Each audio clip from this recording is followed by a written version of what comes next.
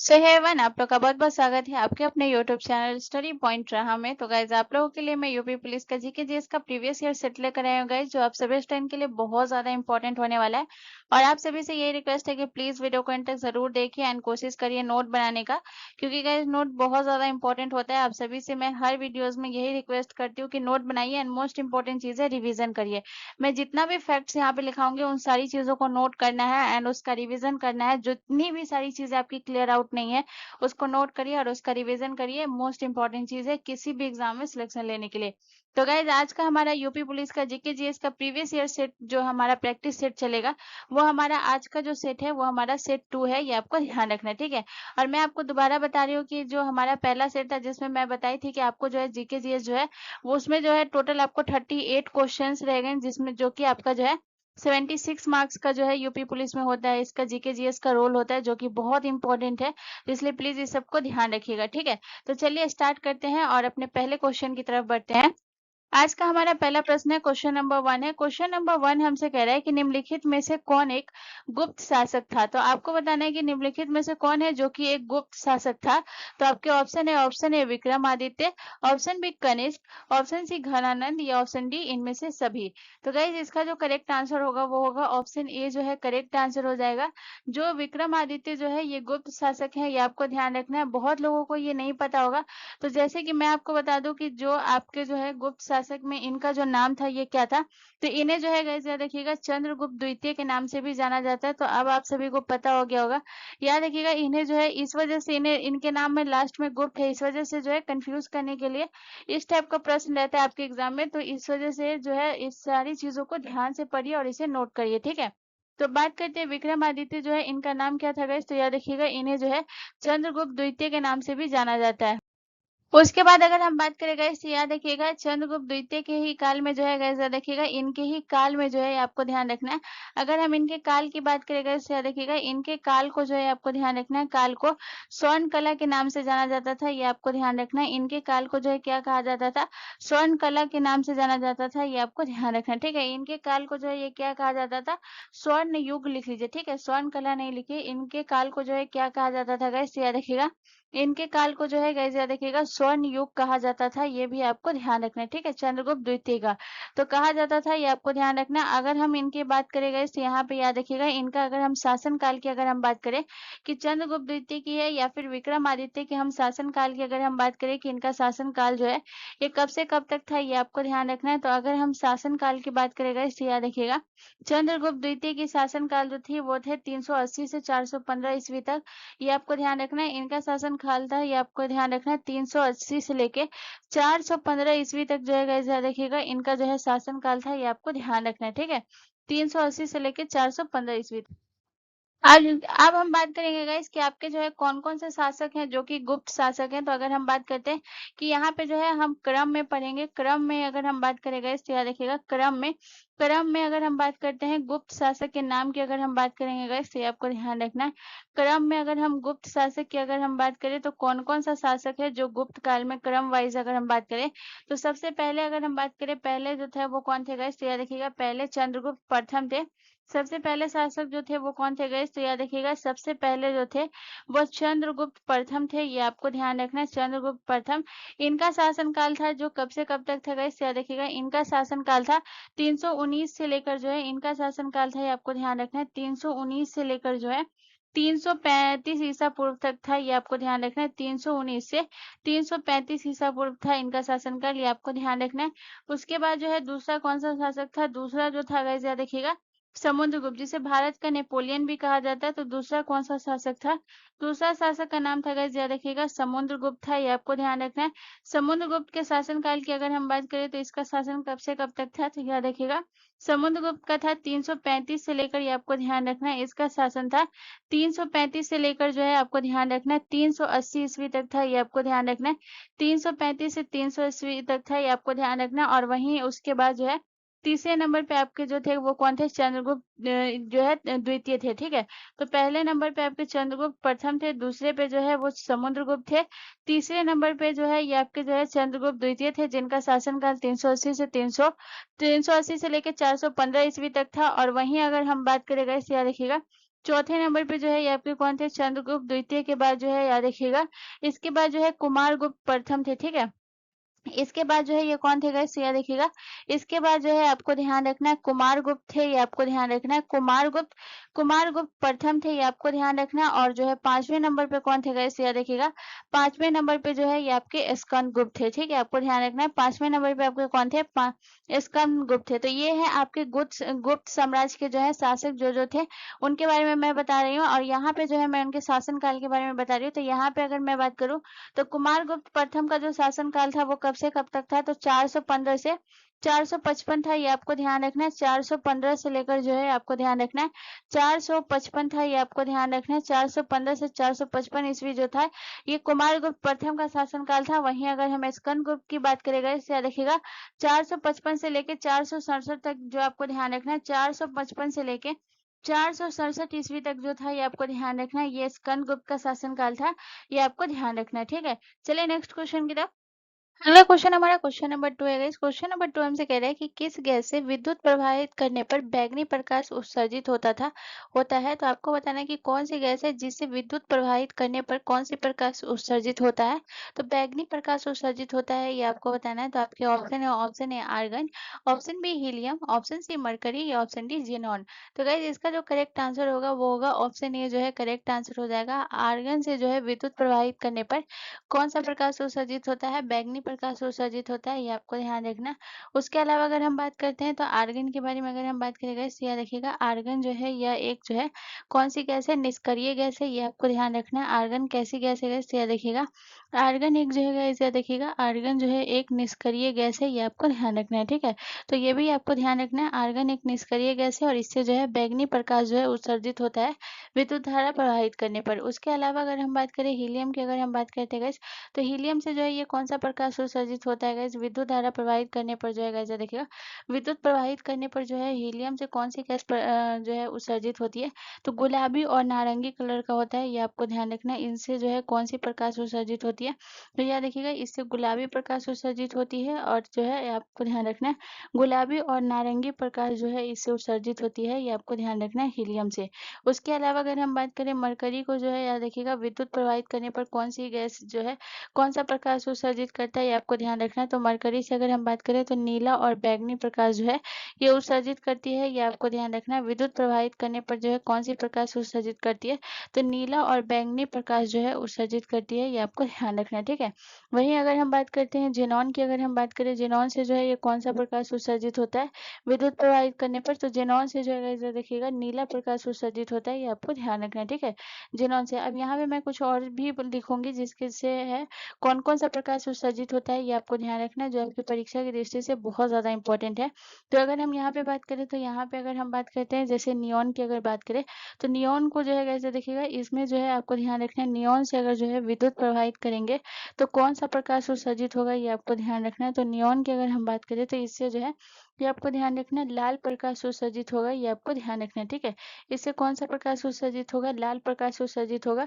उसके अलावा अगर हम बात करें नियॉन के बाद जो है आपको याद रखना है क्रिप्टॉन की, अगर हम बात करेंगे इससे याद रखिएगा, नियॉन के बाद जो है अगर हम बात करते हैं क्रिप्टॉन के बारे में, क्रिप्टॉन के बारे में अगर हम बात करते हैं तो इससे जो है कौन सा प्रकाश उत्सर्जित होता है? तो क्रिप्टॉन से जो है गाइस याद रखिएगा, क्रिप्टॉन से जो है आपको ध्यान रखना है हल्का गुलाबी प्रकाश जो है उत्सर्जित होता है, ये आपको ध्यान रखना है। क्रिप्टॉन से जो है ये कौन सा प्रकाश उत्सर्जित होता है गाइस? तो याद रखिएगा, क्रिप्टॉन से जो है आपको ध्यान रखना है हल्का गुलाबी प्रकाश जो है आपको ध्यान रखना है, हल्का गुलाबी प्रकाश उत्सर्जित होता है क्रिप्टॉन से, ये आपको ध्यान रखना है, ठीक है? उसके बाद वहीं अगर हम बात करते हैं तो अब आपको याद रखना है हाइड्रोजन की, अगर हम बात करें हाइड्रोजन हाइड्रोजन को जो है गाइस याद रखिएगा, हाइड्रोजन की अगर हम बात करते हैं कि विद्युत प्रवाहित करने पर जो है इससे जो है हाइड्रोजन से कौन सी गैस जो है आपको ध्यान रखना कौन सी प्रकाश उत्सर्जित होती है?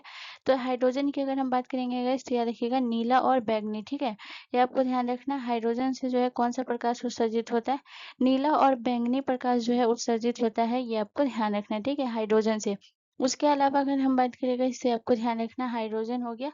उसके अलावा अगर हम बात करते हैं गाइस तो आपको याद रखना और कौन सा हो गया? ऑक्सीजन, ठीक है। एक और याद रखिएगा, जो कि हम बात कर रहे हैं ऑक्सीजन के बारे में। तो ऑक्सीजन से क्यों अगर हम बात करें, इससे जो है विद्युत प्रवाहित करेंगे तो कौन सा प्रकाश जो है उत्सर्जित होगा। तो इससे भी अगर हम बात करें तो इससे भी आपका जो है नीला और जो है जैसे देखिएगा, इससे भी आपका कौन सा प्रकाश उत्सर्जित होगा, नीला और बैंगनी प्रकाश उत्सर्जित होगा। ये आपको ध्यान रखना है, नीला और बैंगनी प्रकाश उत्सर्जित होगा, ये आपको ध्यान रखना है, ठीक है। चलिए नेक्स्ट क्वेश्चन की तरफ। अगला क्वेश्चन हमारा क्वेश्चन नंबर 3 है गाइस। क्वेश्चन नंबर 3 हमसे कह रहा है कि उत्तर प्रदेश में भोटिया जनजाति किन क्षेत्रों में निवास करती है। तो उत्तर प्रदेश के कौन से क्षेत्र में जो है ये भोटिया जनजाति निवास करती है। तो आपके ऑप्शन है पठारी क्षेत्रों में, ऑप्शन बी मैदानी क्षेत्रों में, या ऑप्शन सी तराई क्षेत्रों में, या ऑप्शन डी पर्वतीय क्षेत्रों में। तो गाइज इसका जो करेक्ट आंसर होगा वो होगा ऑप्शन डी, जो है करेक्ट आंसर हो जाएगा, यानी कि जो है पर्वतीय क्षेत्रों में निवास करती है। ये आपको ध्यान रखना है, भोटिया जनजाति। और जो कि मैं आपका जो है यूपी पुलिस का जब मैं प्रैक्टिस सेट 1 बताई थी, इसमें मैं आपसे प्रश्न पूछी थी कि यहाँ पे जो है मैं बताई थी कि कौन सी जनजाति है उत्तर प्रदेश की जो तराई क्षेत्रों में निवास करती है। ये आपको कमेंट करके बताना है कि उत्तर प्रदेश की कौन सी जनजाति है जो उत्तर प्रदेश के तराई क्षेत्रों में निवास करती है। ये आपको ध्यान रखना है, ये जो कि मैं आपकी जो है प्रैक्टिस सेट 1 में आपको बताई हूँ, ठीक है। तो ये आपको कमेंट करके बताना है। वहीं अगर हम बात करते हैं पर्वतीय क्षेत्रों की, अगर हम बात करें तो भोटिया जनजाति आपकी पाई जाती है, ये आपको ध्यान रखना है। और वहीं अगर हम बात करें भोटिया जनजाति, बेसिकली अगर हम बात करते हैं तो ये 2 राज्यों में, जो उत्तर प्रदेश से जुड़ा होगा वो उत्तराखंड से भी जुड़ा होगा, ये आप सभी को पता ही होगा। तो उत्तर प्रदेश में भी पाई जाती है भोटिया जनजाति। और याद रखिएगा उत्तर प्रदेश, और याद रखिएगा और कहाँ, उत्तर प्रदेश और उत्तराखंड में जो है आपको ध्यान रखना है, उत्तर प्रदेश और उत्तराखंड में जो है ये जनजाति पाई जाती है, ये आपको ध्यान रखना है, ठीक है। उत्तराखंड में यह जनजाति पाई जाती है, ये आपको ध्यान रखना है। वहीं अगर उत्तर प्रदेश की बात करें तो उत्तर प्रदेश का कौन-कौन सा जिला है जहाँ ये जो है पाई जाती है, तो उत्तर प्रदेश के जिला भी आप याद रखिएगा।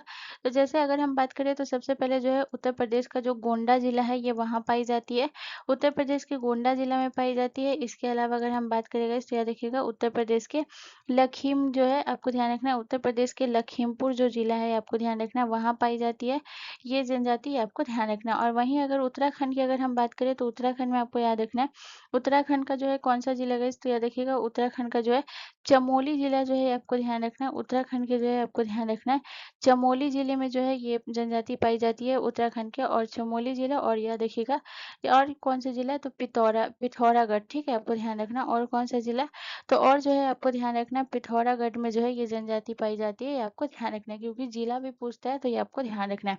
ये हो गया। इसके अलावा अगर हम बात करें गाइस तो ये पर्वतीय क्षेत्रों में निवास करती है। उसके अलावा अगर हम बात करें गाइस तो ये जो है भोटिया जनजाति की अगर हम बात करेंगे कि इसका जो है सबसे त्योहार की अगर हम बात करते हैं भोटिया जनजाति के, अगर हम त्योहार के बारे में बात करें कि इनका जो है प्रमुख त्योहार की अगर हम बात करते हैं, सबसे जो है प्रमुख त्योहार कौन है गाइस, तो याद रखिएगा भोटिया जनजाति की प्रमुख त्योहार की अगर हम बात करें तो ये जो है कौन सा त्योहार है इनका, तो याद रखिएगा लोसार उत्सव, ठीक है। ये आपको ध्यान रखना है कौन सा इनका उत्सव है गाइस, याद रखिएगा इनका जो प्रमुख त्योहार है वो है आपका लोसार उत्सव जो है, ये आपको ध्यान रखना है। ये कौन सा है, याद रखिएगा लोसार उत्सव, ठीक है, ये आपको ध्यान रखना है। ये जो है लोसार उत्सव जो है इनका प्रमुख त्योहार है, ये आपको ध्यान, ये जो उत्सव है गाइस याद रखिएगा, ये जो उत्सव है लोसार उत्सव जो है ये कितना दिन मनाया जाता है, तो ये आपको ध्यान रखना है। लोसार उत्सव जो है ये आपको ध्यान रखना है 4 दिन तक मनाया जाता है, ये आपको ध्यान रखना है। लोसार उत्सव जो है 4 दिन मनाया जाता है, ये आपको ध्यान रखना है। लोसार उत्सव जो है आपको ध्यान रखना है 4 दिन मनाया जाता है, ये आपको ध्यान रखना है। लोसार उत्सव 4 दिन मनाया जाता है। और वहीं अगर हम बात करें गाइस तो याद रखिएगा लोसार उत्सव में क्या होता है, तो याद रखिएगा इसमें जो है लोसार उत्सव में जो है ये क्या होता है, तो इसमें जो है आटे की होली खेली जाती है, ये भी आपको ध्यान रखना है, ठीक है। चलिए नेक्स्ट क्वेश्चन की तरफ। अगला क्वेश्चन हमारा क्वेश्चन नंबर 4 है। इस क्वेश्चन नंबर 4 हमसे कह रहा है कि निम्नलिखित गैसों में से कौन सी गैस बायोगैस संयंत्र में उत्पन्न नहीं होती है, ठीक है। तो आपको बताना है कि बायोगैस संयंत्र में जो है ये आपसे पूछ रहा है कि बायोगैस संयंत्र में जो है उत्पन्न नहीं होता है, निम्नलिखित में से कौन सा गैस है। तो आपके ऑप्शन है, option A CH4, option B CO2, option C N2O, या ऑप्शन डी N2। तो गाइज अगर हम सबसे पहले अगर हम बात करते हैं तो CH4 जो है ये किसका फॉर्मूला है, तो CH4 जो है ये आपके जो है CH4 जो है ये आपके मीथेन का फॉर्मूला है, ये आपको ध्यान रखना है। CH4 जो है ये आपको ध्यान रखना है, ये आपके मीथेन का फॉर्मूला है। वहीं अगर CO2 की बात करें तो आप सभी को पता ही होगा CO2 जो है ये क्या है, इससे देखिएगा CO2 जो है ये आपका कार्बन डाइऑक्साइड है, ये आपको ध्यान रखना है। CO2 जो है ये आपका क्या है, इससे देखिएगा CO2 जो है आपको ध्यान रखना है कार्बन डाइऑक्साइड होगा, ये आपको ध्यान रखना है। और वहीं अगर हम बात करें गाइस, तो ये आपको ध्यान रखना है कार्बन डाइऑक्साइड। वहीं अगर हम जो है N2O की बात करें गाइस, तो ये आपका हो जाएगा N2O की अगर हम बात करें गाइस, तो ये आपका हो जाएगा नाइट्रोजन ऑक्साइड हो जाएगा, ये आपको ध्यान रखना है। अगर हम N2O की बात करें गाइस, तो याद रखिएगा नाइट्रोजन ऑक्साइड हो जाएगा, ये आपको ध्यान रखना है। और वहीं अगर हम बात करें गाइस, नाइट्रोजन ऑक्साइड हो जाएगा, ये आपको ध्यान रखना है। और वहीं अगर हम बात करें गाइस, तो आपको ध्यान रखना है N2 की, यानी कि अगर हम बात करेंगे गाइस, तो नाइट्रोजन की। ठीक है, तो यहाँ पे आपसे पूछा है कि कौन सी गैस है जो बायो संयंत्र से जो है उत्पन्न नहीं होती है, ये आपको ध्यान रखना है। तो बायो संयंत्र से जो उत्पन्न नहीं होती है वो नाइट्रोजन ऑक्साइड उत्पन्न नहीं होती है। तो ऑप्शन जो है हमारा सी करेक्ट आंसर हो जाएगा, ये आपको ध्यान रखना है। ठीक है, ये जो है मीथेन, कार्बन डाइऑक्साइड, नाइट्रोजन, ये सब उत्पन्न होती है। इसके अलावा एक और याद रखिएगा, हाइड्रोजन सल्फाइड भी उत्पन्न होती है, ये आपको ध्यान रखना है। इसके अलावा अगर हम बात करें और कौन उत्पन्न होती है गाइस, तो याद रखिएगा हाइड्रोजन सल्फाइड। ठीक है, ये आपको ध्यान रखना है। हाइड्रोजन सल्फाइड जो है आपको ध्यान रखना है, हाइड्रोजन सल्फाइड जो है ये आपको ध्यान रखना है। ये भी जो है आपका जो है बायो संयंत्र से उत्पन्न होती है, ये आपको ध्यान रखना है, हाइड्रोजन सल्फाइड। और वहीं अगर हम बात करें हाइड्रोजन सल्फाइड का जो है ये फॉर्मूला क्या होता है गाइस, तो याद रखिएगा हाइड्रोजन सल्फाइड का फॉर्मूला H2S होता है, ये आपको ध्यान रखना है। ठीक है, चलिए नेक्स्ट क्वेश्चन की तरफ। अगला क्वेश्चन हमारा क्वेश्चन नंबर 5 है गाइस। क्वेश्चन नंबर 5 हमसे कह रहा है कि देश की कुल कृषि का कितना प्रतिशत भाग उत्तर प्रदेश में स्थित है। तो आपको बताना है कि देश में जितनी भी कुल कृषि होती है इसका कितना प्रतिशत भाग जो है ये आपको बताना है कि उत्तर प्रदेश में है। ठीक है, मैं 2 बार आपको इसलिए रिपीट कर रही हूँ ताकि आप क्वेश्चन सही से समझे।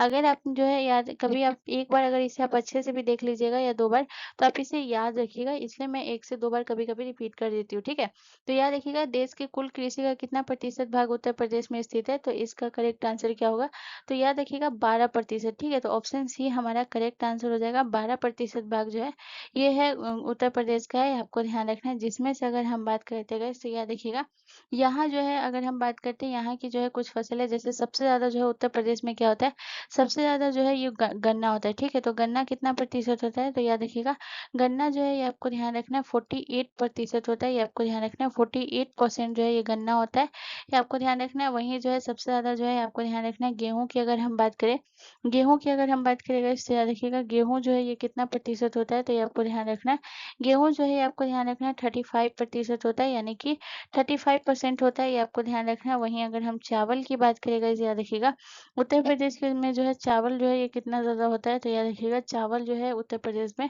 15% होता है, ये आपको ध्यान रखना है। चावल जो है ये 15% होता है। और वहीं अगर हम बात करते हैं आलू की, ठीक है, आलू अगर हम बात करते हैं आलू जो है उत्तर प्रदेश में कितना होता है इससे याद रखिएगा आलू जो है ये उत्तर प्रदेश में जो है आपको ध्यान रखना है ये टोटल होता है 44%, ये आपको ध्यान रखना है कितना होता है 44% उत्तर प्रदेश में आलू होता है, ये आपको ध्यान रखना है। ठीक है, तो ये जो है यहाँ पे जो मैं आपको गन्ना और गेहूं और इसका जो प्रतिशत लिखाई हूँ ये बहुत इंपॉर्टेंट है, इसे आप याद रखिएगा। ठीक है, इसे आपको याद रखना है। चलिए नेक्स्ट क्वेश्चन की तरफ। अगला क्वेश्चन हमारा क्वेश्चन नंबर 6 है गाइस। क्वेश्चन नंबर 6 हमसे कह रहा है कि निम्नलिखित में से सूर्य में कौन सा तत्व सर्वाधिक मात्रा में है। तो आपको बताना है कि सूर्य में कौन सा तत्व है जो कि सर्वाधिक मात्रा में है। तो आपके ऑप्शन ऑप्शन है आयनिक तत्व, option B uranium, option C hydrogen या ऑप्शन डी लिथियम।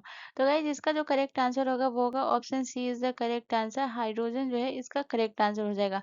अब यहाँ पे मैं एक एक करके जो है तत्व के बारे में बताऊंगी। तो सबसे पहले अगर हम बात करते हैं कि सूर्य में जो है कौन सा तत्व सर्वाधिक मात्रा में होता है, तो सबसे पहले अगर हम बात करें तो ये आपका कौन सा है जो कि मैं अभी आपको बताई हूँ, जो कि आपका हाइड्रोजन। ठीक है, तो यहाँ पे जो है सर्वाधिक मात्रा में हाइड्रोजन है, तो कितना हाइड्रोजन है ये भी आपको ध्यान रखना है।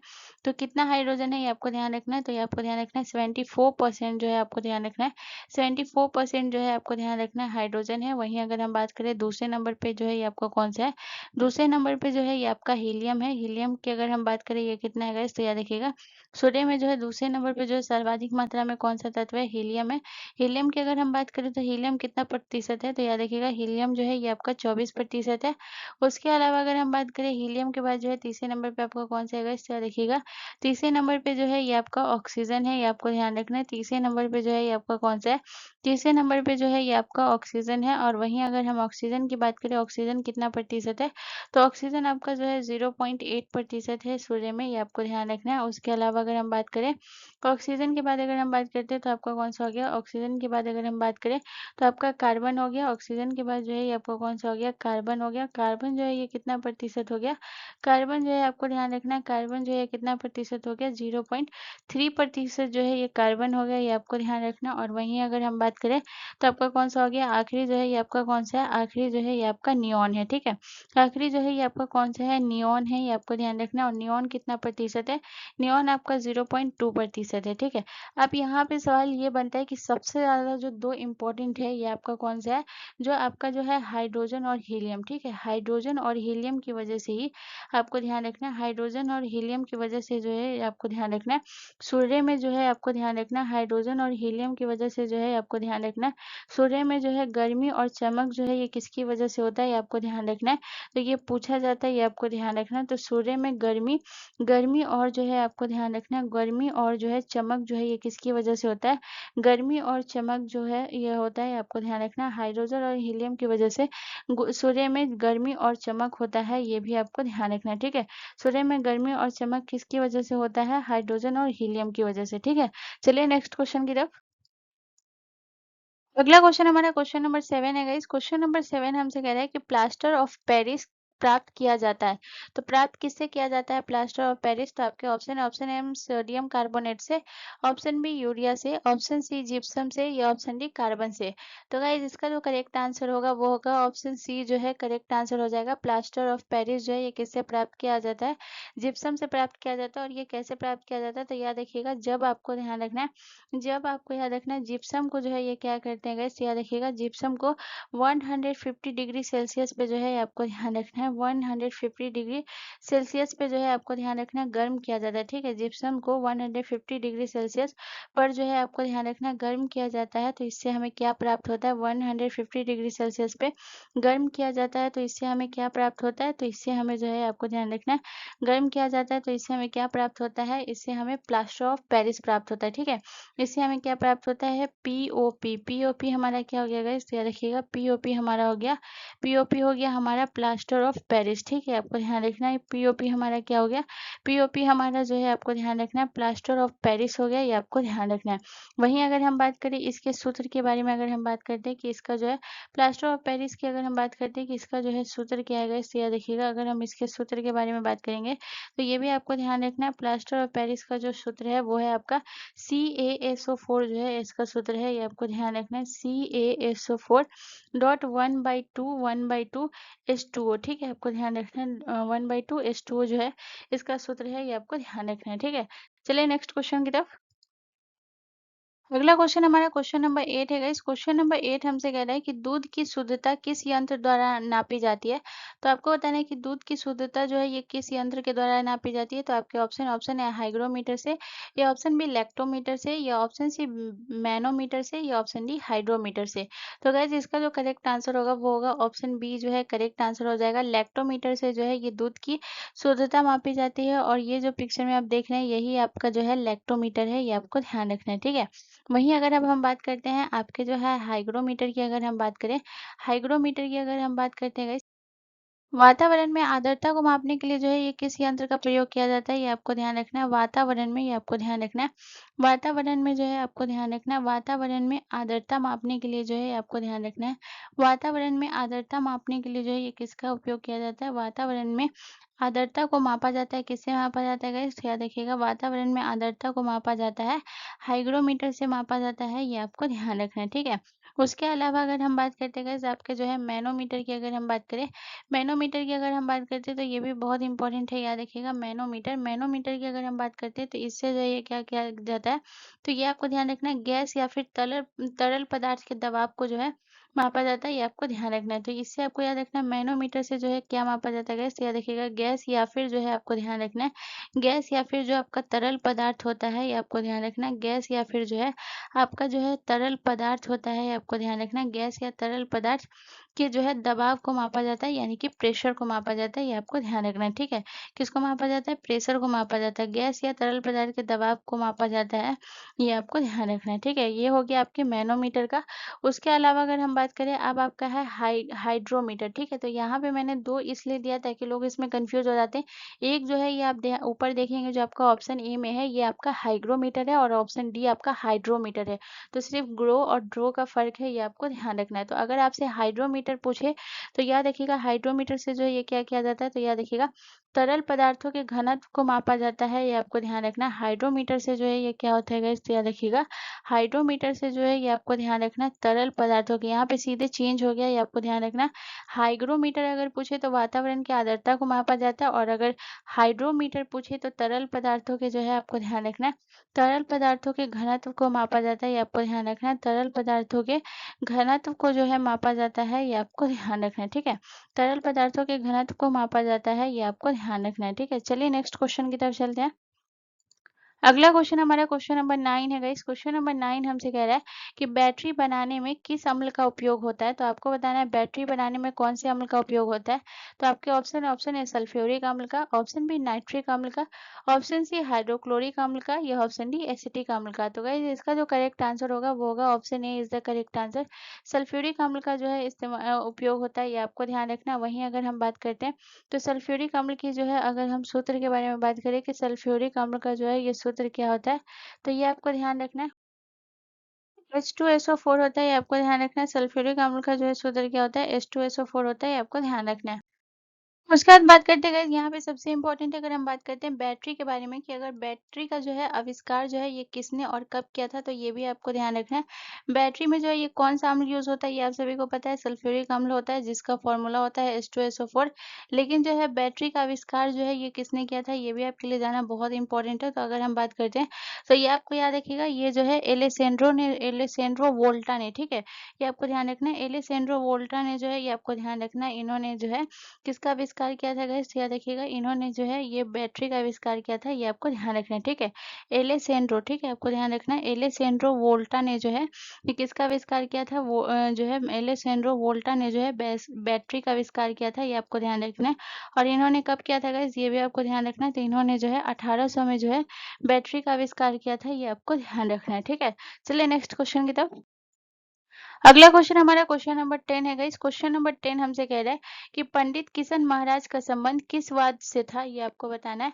तो पंडित किशन महाराज का संबंध जो था वो ढोलक से था, या ऑप्शन बी तबला से था, या ऑप्शन सी संतूर से था, या ऑप्शन डी सितार से था। तो गाइस इसका जो करेक्ट आंसर होगा वो होगा आपका जो है ये जो है ऑप्शन बी जो है करेक्ट आंसर हो जाएगा। पंडित किशन महाराज का संबंध जो है ये तबला से था, ये आपको ध्यान रखना है। वहीं अगर हम पंडित किशन महाराज की अगर हम बात करें गाइस तो याद रखिएगा ये तबला से संबंधित है। उसके अलावा अगर हम बात करें गाइस तो याद रखिएगा यहाँ पे आपको ध्यान रखना है कि ये कौन से घराने से जुड़े हुए थे, ये भी आपके लिए सबसे इम्पोर्टेंट है। तो याद रखिएगा ये जो है कौन से घराने से संबंधित है गाइस, तो याद रखिएगा ये जो थे ये बनारस घराने से संबंधित है, ये आपको ध्यान रखना है। ये कौन से घराने से संबंधित है, तो ये आपको ध्यान रखना है ये बनारस घराने से जो है इनका संबंध था, ये आपको ध्यान रखना है। बनारस घराने से जो है इनका संबंध था, ये आपको ध्यान रखना है। उसके अलावा अगर हम बात करें नेक्स्ट पॉइंट की अगर हम बात करें गाइस तो ये आपको ध्यान रखना है इन्हें जो है पद्मश्री से भी सम्मानित किया गया, ये भी आपको ध्यान रखना है। पंडित किशन महाराज को जो है पद्मश्री से सम्मानित किया गया। तो वहीं अगर हम बात करते हैं कि इन्हें जो है पद्मश्री से सम्मानित कब किया गया था गाइस, तो ये भी आपको ध्यान रखना है। 1973 में जो है इन्हें पद्मश्री से सम्मानित किया गया था, जो कि एक तबला वादक है, ये आपको ध्यान रखना है। अब अगर हम बात करते हैं कि आपके तबला वादक और कौन-कौन से हैं जो आपके तबला वादक है, तो सबसे पहले तबला वादक में सबसे इम्पोर्टेंट नाम आता है जो कि किनका है गाइस, तो याद रखिएगा जाकिर हुसैन। जाकिर हुसैन जो है ये आपको ध्यान रखना है जिनका हाल ही में निधन हुआ है।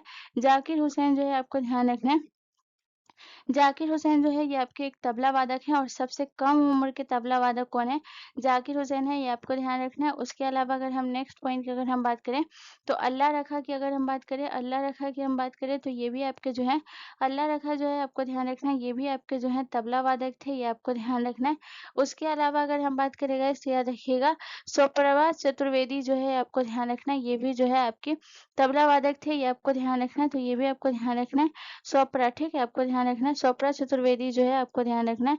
स्वप्रा चतुर्वेदी जो है ये आपको ध्यान रखना है, ये भी आपके जो है तबला वादक थे, ये आपको ध्यान रखना है, ठीक है। उसके अलावा अगर हम बात करें तो यहाँ पे आपको ध्यान रखना है उसके अलावा आपके कौन से हो गए गाइस, तो याद रखिएगा। उसके बाद जो है आपके आनंद गोपाल जो है आपको ध्यान रखना है। आनंद गोपाल जो है ये भी आपके एक तबला वादक थे, ये आपको ध्यान रखना है। आनंद गोपाल जो है ये भी आपके तबला वादक थे, ये आपको ध्यान रखना है, ठीक है। चलिए नेक्स्ट क्वेश्चन की तरफ चलते हैं। अगला क्वेश्चन हमारा क्वेश्चन नंबर 11 है गाइस। क्वेश्चन नंबर 11 हमसे कह रहा है कि निम्नलिखित में से रेपो रेट क्या है। तो आपको बताना है कि निम्नलिखित में से रेपो रेट क्या है। बहुत इंपॉर्टेंट है, ये आपको बताना है, ठीक है। रेपो रेट बहुत इंपॉर्टेंट है, ये आपको ध्यान रखना है। तो ये रेपो रेट क्या है, तो ऑप्शन ए आपसे कह रहा है कि वह दर जिस पर सरकार आरबीआई से धनराशि उधार लेती है, या ऑप्शन बी वह दर जिस पर सरकार आरबीआई को पैसा उधार देती है, या ऑप्शन सी वह दर जिस पर आरबीआई वाणिज्यिक बैंकों से पैसा उधार लेता है, या ऑप्शन डी वह दर जिस पर वाणिज्यिक बैंक आरबीआई से पैसा उधार लेता है, ठीक है। तो इसमें क्या होगा ये आपको बताना है। और रेपो रेट आपने सुना ही होगा, अगर आप पढ़ते हैं तो ये आपने सुना होगा, बहुत इंपॉर्टेंट है। तो याद रखिएगा, रेपो रेट उसे कहते हैं वह दर जिस पर जो वाणिज्य बैंक जो होती है वो आरबीआई से पैसा उधार लेती है, उसे ही रेपो रेट कहते हैं। ये आपको ध्यान रखना है, यानी कि वह दर जिस पर आरबीआई जो है आपको ध्यान रखना है, वह दर जिस पर वाणिज्यिक बैंक जो है आरबीआई से पैसा उधार लेता है, ये जो है ऑप्शन डी आपका करेक्ट आंसर हो जाएगा। ये आपको ध्यान रखना है, ठीक है। चलिए नेक्स्ट क्वेश्चन की तरफ। अगला क्वेश्चन हमारा क्वेश्चन नंबर 12 है गाइस। क्वेश्चन नंबर 12 हमसे कह रहा है कि बाजरे की फसल कब बोई जाती है। तो आपको बताना है कि बाजरे की फसल जो है ये कब बोई जाती है। तो आपके ऑप्शन है अप्रैल और मई में, ऑप्शन बी अक्टूबर और नवंबर में, ऑप्शन सी जून और जुलाई में, या ऑप्शन डी फरवरी और मार्च में। तो गाइज इसका जो करेक्ट आंसर होगा वो होगा ऑप्शन सी जो है करेक्ट आंसर हो जाएगा। बाजरे की फसल जो है ये जून जुलाई में बोई जाती है, और जो है अक्टूबर नवंबर में अगर हम बात करें तो अक्टूबर नवंबर में जो है ये काटी जाती है। ये आपको ध्यान रखना है। बोई कब जाती है, जून जुलाई में बोई जाती है, और अक्टूबर नवंबर में काटी जाती है। ये आपको ध्यान रखना है। अब यहीं अगर हम बात करें बाजरे की फसल की, अगर हम बात करेंगे तो अगला पॉइंट आपको याद रखना है। यहाँ पे अगर हम बात करेंगे तो हम किसके बारे में बात करेंगे, इसलिए याद रखिएगा। यहाँ पे जो है हम बाजरे की बात करेंगे, तो बाजरे की जो फसल है आपको ध्यान रखना है। बाजरे की जो फसल है ये कौन सी फसल है, तो ये आपको ध्यान रखना है। बाजरे की फसल जो है बाजरे की फसल जो है ये कौन सी फसल है, तो ये भी पूछा जाता है। तो याद रखिएगा, ये जो है बाजरे की फसल जो है एक खरीफ फसल है, ये आपको ध्यान रखना है। पूछा जाता है ना कि रबी की फसल है या खरीफ की फसल है या जायद की फसल है। तो याद रखिएगा, ये बाजरे की फसल जो है एक खरीफ फसल है, ये आपको ध्यान रखना है, ठीक है।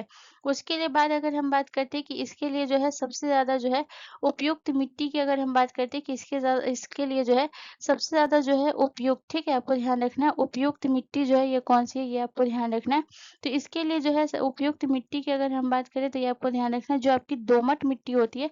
उपयुक्त मिट्टी की अगर हम बात करें तो जो आपकी जो है दोमट मिट्टी होती है, आपको ध्यान रखना है। दोमट मिट्टी जो है इसके लिए सबसे ज़्यादा उपयुक्त होती है, ये आपको ध्यान रखना है, ठीक है। कौन सी मिट्टी इसके लिए सबसे ज़्यादा उपयुक्त होती है, तो याद रखिएगा दोमट मिट्टी। दोमट मिट्टी जो है इसके लिए सबसे ज़्यादा उपयुक्त होती है, ये आपको ध्यान रखना है। उसके अलावा अगर हम बात करते हैं इसका पीएच की, अगर हम बात करें कि इसका जो है किस मिट्टी के लिए जो है पीएच लेवल जो है ये कितना चाहिएगा, इस तो याद रखिएगा। पीएच की अगर हम बात करें तो याद रखिएगा इसका पीएच होना चाहिए आपको 6 से लेकर जो है 7.5 के बीच होना चाहिए। यानी आपको जो है 6.0 से जो है आपको ध्यान रखना है, 6.0 से लेकर जो है आपका 7.5 के बीच होना चाहिए, आपको ध्यान रखना है। इसका पीएच जो है 6.0 से लेकर 7.5 के बीच होना चाहिए, ये आपको ध्यान रखना है। वहीं अगर हम बात करते हैं बाजरे की फसल जो है सबसे ज़्यादा आपका कहाँ होता है, तो बाजरे की फसल जो है सबसे ज़्यादा आपका राजस्थान में होता है, ये आपको ध्यान रखना है। बाजरे की फसल जो है ये सबसे ज़्यादा आपका राजस्थान में होता है। उसके बाद जो है आपका कौन सा राज्य आता है, राजस्थान के बाद जो है आपको याद रखना है उत्तर प्रदेश आता है, ये आपको ध्यान रखना है। राजस्थान के बाद जो है ये आपका कौन सा राज्य आता है, राजस्थान के बाद जो है ये आपका उत्तर प्रदेश आता है। उत्तर प्रदेश में सबसे ज़्यादा होता है। उत्तर प्रदेश के बाद आपका कौन सा राज्य है जहाँ बाजरा सबसे ज़्यादा होता है, तो उत्तर प्रदेश हो गया। उसके बाद जो है आपको ध्यान रखना, सॉरी राजस्थान हो गया।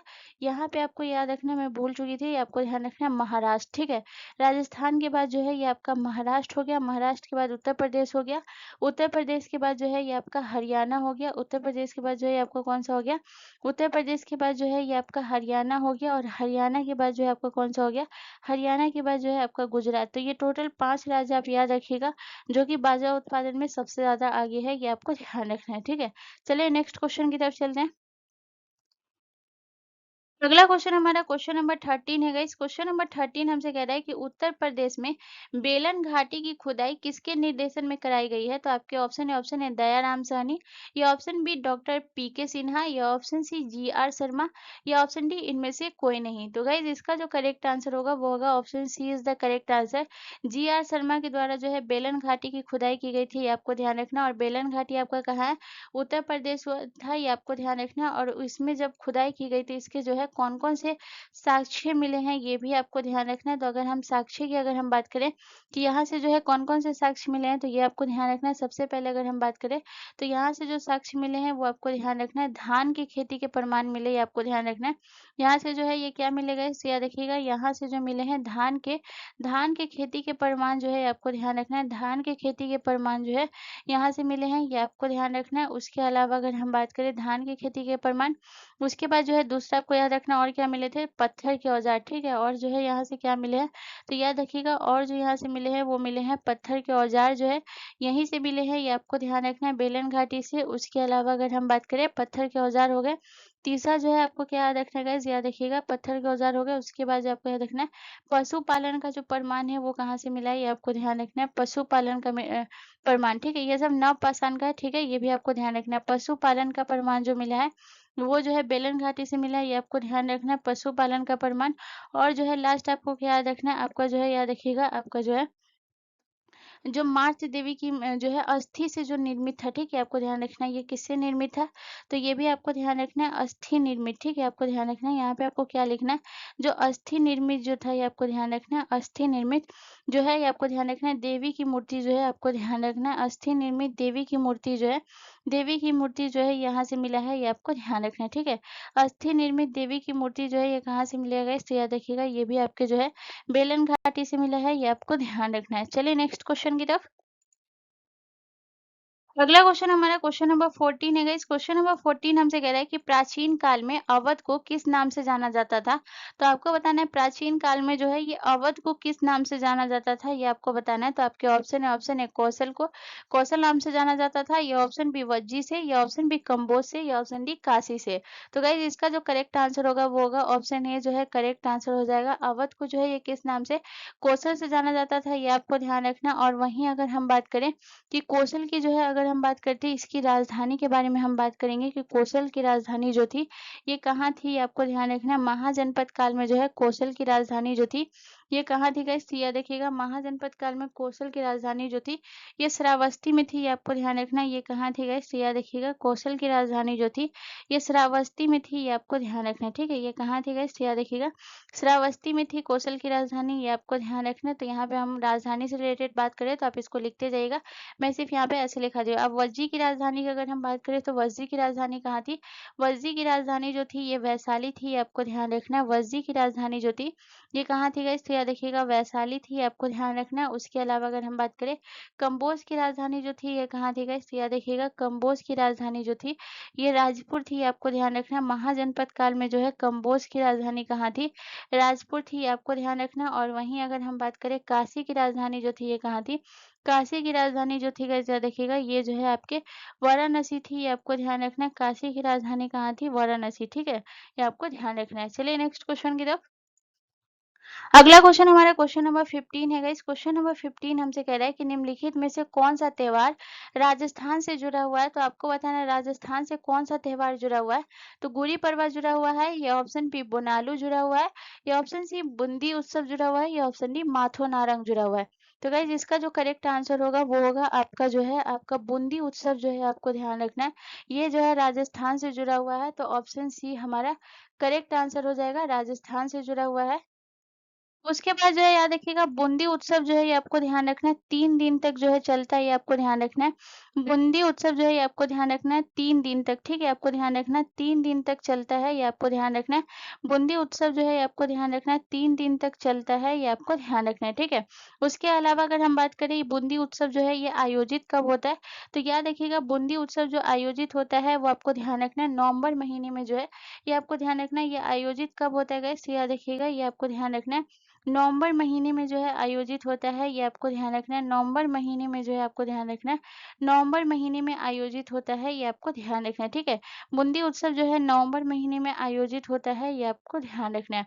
वहीं अब आ जाते हैं गाइस, आयोजित होता है। अब यहाँ पे अगर हम बात करेंगे गुड़ी पड़वा, गुड़ी पड़वा जो है ये आपके किस राज्य का है, तो गुड़ी पड़वा जो है ये आपको ध्यान रखना है, ये आपके महाराष्ट्र का है, ये आपको ध्यान रखना है। गुड़ी पड़वा जो है ये आपके किस राज्य का है, ये आपके महाराष्ट्र का, ये आपको ध्यान रखना है। और ये उत्सव जो है ये कब मनाया जाता है, तो याद रखिएगा ये जो है आपके जो है मार्च और अप्रैल में मनाया जाता है, ये आपको ध्यान रखना है। ये उत्सव जो है ये आपका कब मनाया जाता है, मार्च और अप्रैल में मनाया जाता है, ये आपको ध्यान रखना है।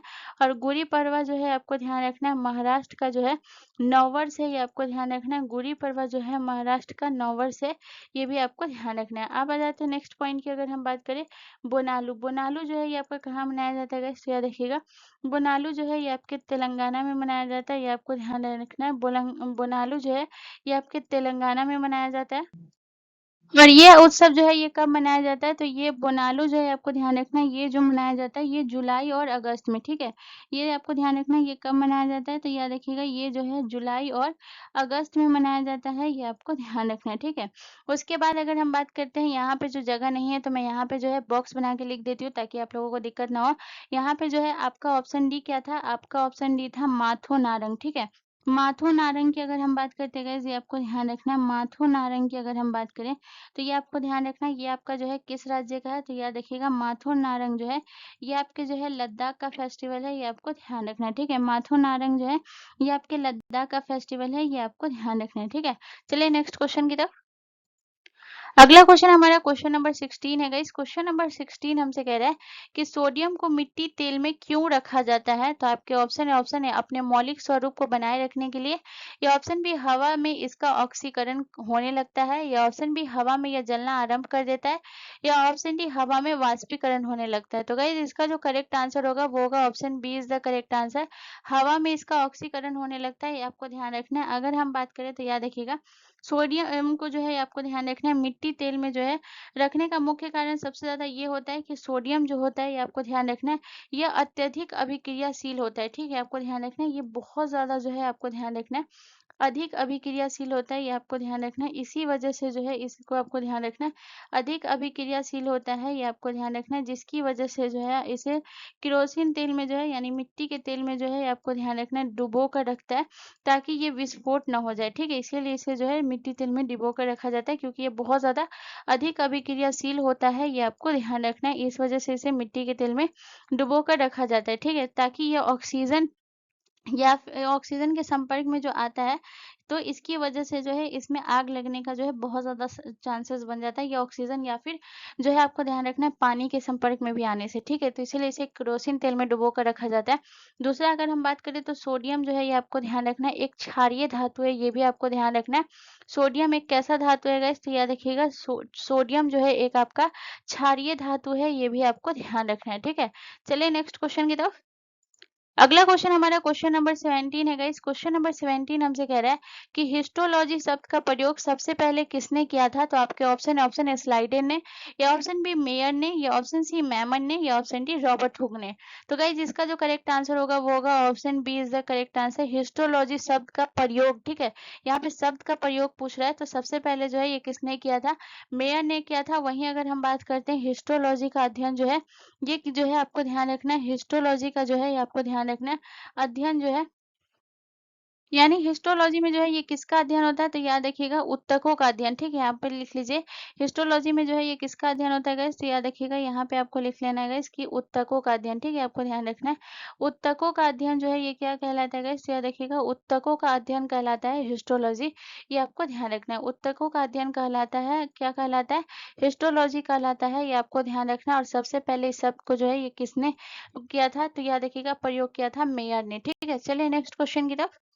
अगला क्वेश्चन हमारा क्वेश्चन नंबर 18 है गाइस। क्वेश्चन नंबर 18 हमसे कह रहा है कि पौधों का कौन सा भाग पानी और खनिजों को अवशोषित करता है, तो आपके ऑप्शन है तना, ऑप्शन बी जड़े, ऑप्शन सी पत्तियां, या ऑप्शन डी फूल। तो गाइस इसका जो करेक्ट आंसर होगा वो होगा option B is the correct answer, पौधों का कौन सा भाग पानी और खनिजों को अवशोषित करता है, तो जड़ अवशोषित करता है, ये आपको ध्यान रखना है, ठीक है। चलिए नेक्स्ट क्वेश्चन की तरफ चलते हैं। अगला क्वेश्चन हमारा क्वेश्चन नंबर 19 है गाइस। क्वेश्चन नंबर 19 हमसे कह रहा है कि फायर फ्लाई ए फेरी टेल की लेखिका कौन है। तो आपके ऑप्शन है Ritu berry, option B Kiran Desai, option C Narayan पंडित या ऑप्शन डी फिरदौसी। ठीक है, तो ये बहुत इंपॉर्टेंट है, याद रखिएगा। तो अगर हम इसकी बात करें तो ये आपको ध्यान रखना है कि जो है फायर फ्लाई ए फेरी टेल के लेखक का जो है वो कौन है। तो याद रखिएगा रितु बेरी है, तो ऑप्शन ए हमारा करेक्ट आंसर हो जाएगा। ठीक है, वहीं अगर हम बात करते हैं तो ये आपको ध्यान रखना है किरण देसाई की। अगर हम बात करें किरण देसाई ने जो है कौन सी लिखी है, तो याद रखिएगा किरण देसाई ने जो है क्या लिखा है, द इनहेरिटेंस ऑफ जो है लॉस किसने लिखा था। तो ये भी आपको ध्यान रखना है। तो अगर हम बात करते हैं तो ये आपको ध्यान रखना है कि द इनहेरिटेंस, ठीक है, आपको ध्यान रखना है। अगर हम बात करते हैं तो ये आपको ध्यान रखना है द इनहेरिटेंस जो है आपको ध्यान रखना है द इनहेरिटेंस ऑफ लॉस जो है ये किसने लिखा है, इससे याद रखिएगा। ये जो है आपको ध्यान रखना है, ये जो है आपको ध्यान रखना है किसने लिखा है, तो किरण देसाई ने लिखी है, ये आपको ध्यान रखना है। वहीं अगर हम बात करते हैं नारायण पंडित के बारे में, तो नारायण पंडित ने जो ये कौन लिखा है, हितोपदेश के जो लेखक कौन है, तो ये आपको ध्यान रखना है। हितोपदेश के जो लेखक है, ये आपको ध्यान रखना है, हितोपदेश के जो लेखक है ये आपके नारायण पंडित है, ये आपको ध्यान रखना है। ठीक है, और वहीं अगर हम बात करते हैं फिरदौसी, तो ये आप सभी को पता है, याद रखिएगा जो शाहनामा के लेखक कौन है गाइस, याद रखिएगा शाहनामा के लेखक जो है ये फिरदौसी है, ये आपको ध्यान रखना है। ठीक है, चलिए नेक्स्ट क्वेश्चन की तरफ। अगला क्वेश्चन हमारा क्वेश्चन नंबर 20 है गाइस। क्वेश्चन नंबर 20 हमसे कह रहा है कि गुप्त काल के दौरान सोने के सिक्के को किस नाम से बुलाया जाता था। तो आपके ऑप्शन है दिनार से, या ऑप्शन बी टांका से, या ऑप्शन सी रूपक से, या ऑप्शन डी ड्रामा से। तो गाइस इसका जो करेक्ट आंसर होगा वो होगा option A is the correct answer. सोने के सिक्के को जो है ये आपको ध्यान रखना है, सोने के सिक्के को दिनार के नाम से जाना जाता था, ये आपको ध्यान रखना है। और वहीं अगर हम बात करें जो आपको ध्यान रखना है, वहीं अगर हम बात करें आपको ध्यान रखना है जो आपका जो रूपक है, इसको जो है गुप्त काल में जो है आपको ध्यान रखना है। इसे आपको ध्यान रखना है कि इसे जो है गुप्त काल में जो है आपको ध्यान रखना है, गुप्त काल में जो है रूपक को जो है गुप्त काल में चांदी के सिक्के को क्या कहा जाता था। तो ये आपको ध्यान रखना है, गुप्त काल में चांदी के सिक्के को जो है आपको ध्यान रखना है, चांदी के सिक्के को रूपक कहा जाता था, ये आपको ध्यान रखना है। गुप्त काल में सोने के सिक्के को दिनार और चांदी के सिक्के को रूपक कहा जाता था, ये आपको ध्यान रखना है। ठीक है, तो गाइज आपका जो यूपी पुलिस का आज का हमारा जो प्रीवियस ईयर सेट का जो आज का सेशन था हमारा क्लास 2 जो था, ये यहीं समाप्त होता है। यहाँ से रिलेटेड आपको कोई भी कंफ्यूजन कोई भी दिक्कत है तो आप मुझसे कमेंट करके पूछ सकते हैं गाइज, मैं उसका जरूर रिप्लाई करूंगी। एंड मोस्ट इंपॉर्टेंट चीज है, ये वीडियो आपके लिए थोड़ा सा भी इंफॉर्मेटिव था, आप जो है आपको थोड़ा सा भी समझ में आया, कोई भी चीज मैं आपको क्लियर आउट करवा पाई हूँ, तो प्लीज प्लीज गाइज प्लीज मेरे चैनल को जरूर सब्सक्राइब कर लीजिएगा एंड बेल आइकन पे जरूर क्लिक कर लीजिएगा। आपको जो है यहाँ पे अगर यहाँ से कोई भी कंफ्यूजन है, मैं दोबारा बोल रही हूँ तो आप पूछ सकते हैं, मैं उसका जरूर रिप्लाई करूंगी। ठीक है, बाकी ये आपके प्रीवियस ईयर सेट के अकॉर्डिंग है, तो प्लीज इसको नोट जरूर करिएगा एंड इसका रिवीजन जरूर करिएगा। मिलते हैं अगले सेशन में, तब तक के लिए बाय।